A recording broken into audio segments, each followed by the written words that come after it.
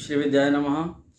मेष राशि वालों के लिए सितंबर का महीना 1 से लेकर 30 सितंबर तक यानी मासिक राशिफल कौन सा ग्रह ला सकता है यू टर्न और कौन कौन सी बड़ी भविष्यवाणी है सितंबर के महीने को लेकर।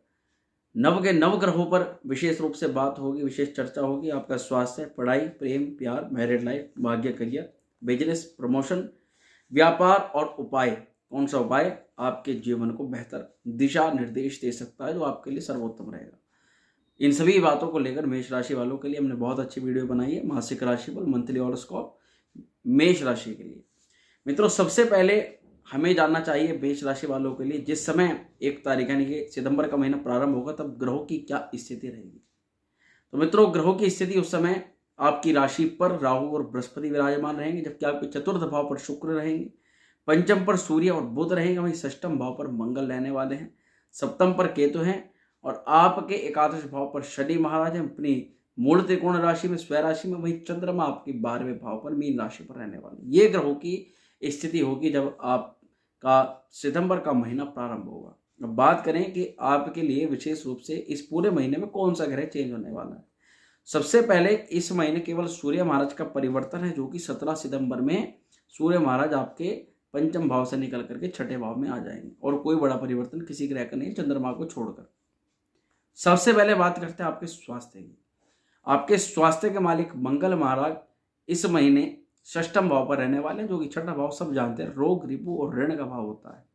थोड़ी सी सावधानी यहाँ पर आपको रखनी है अपने स्वास्थ्य को लेकर, खान पान को लेकर, लीवर संबंधित डाइजेशन को लेकर के, और गलत समय पर तो बिल्कुल भी नहीं खाना है। इसके अलावा जिन लोगों को हाई बीपी और शुगर की समस्या है उनको भी थोड़ा सा ज़्यादा सावधानी इस समय रखनी है।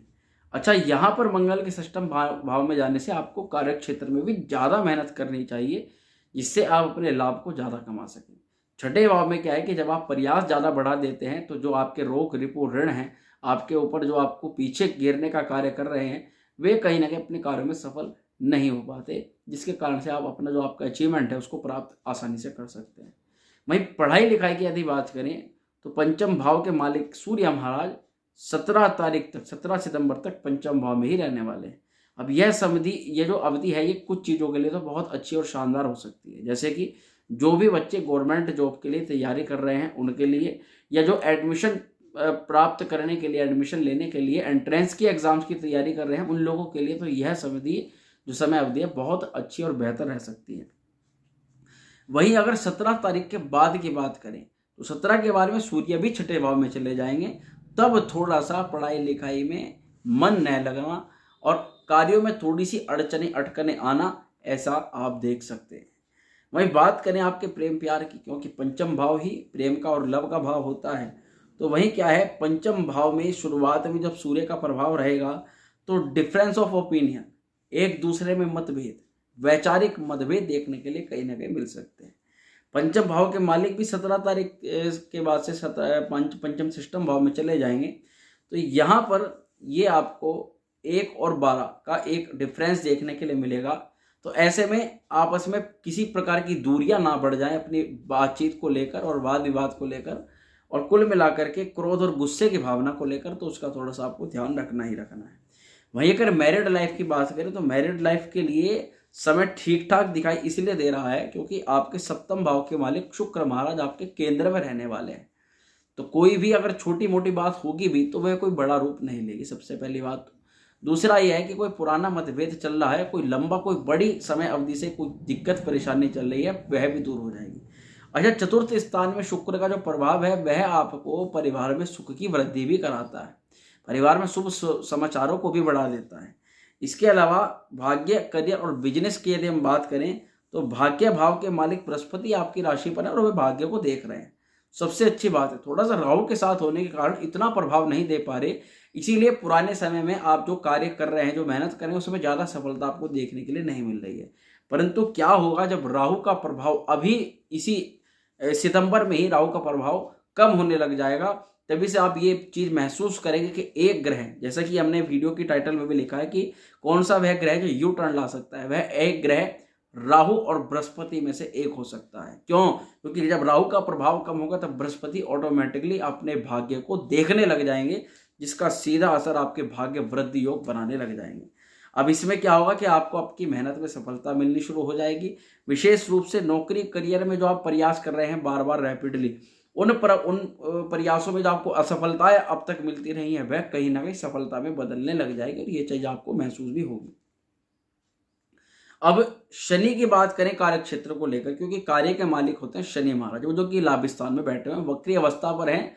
थोड़ा सा काम ज्यादा देखने के लिए मिल रहा होगा, काम में तनाव देखने के लिए मिल रहा होगा, परंतु वहीं आय के स्रोत नहीं रुकेंगे क्योंकि शनि दशमेश होकर लाभ स्थान पर बैठे हुए हैं। प्रॉफिट्स भी आपको लगातार मिलते रहेंगे। थोड़ी बहुत प्रॉफिट्स मिलने में देर सवेर हो सकती है, परंतु ऐसा नहीं है कि आपको लाभ ना मिले।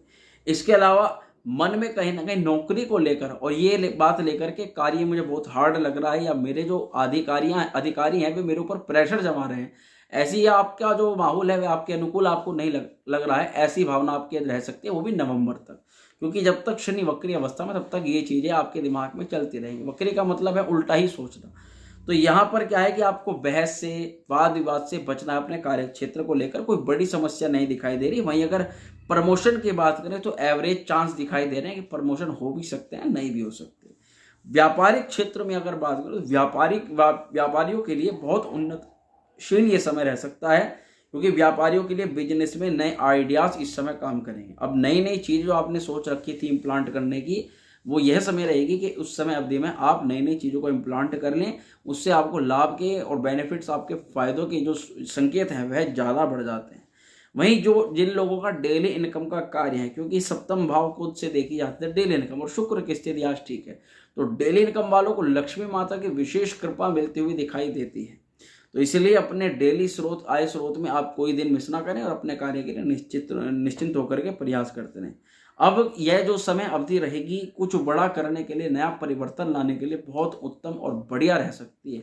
यदि आप परिवर्तन के बारे में सोच रहे हैं, चाहे वह आपकी नौकरी से रिलेटेड हो, चाहे जीवन में जो आपके बुरे व्यक्ति आ गए थे जिन्होंने आपके कार्य को ध्वस्त कर दिया था, आपके आइडियाज को फेल कर दिया था, उनको जीवन से बाहर निकालने की, और ऐसे संबंध भी जो बहुत समय से आपका फायदा उठा रहे थे उनको भी अपने संबंधों से बिल्कुल हटा देने वाली जो स्थिति है वह इस समय में उत्पन्न हो सकती है, जो आपके लिए सीधे तौर पर प्रॉफिटेबल रहने वाली है।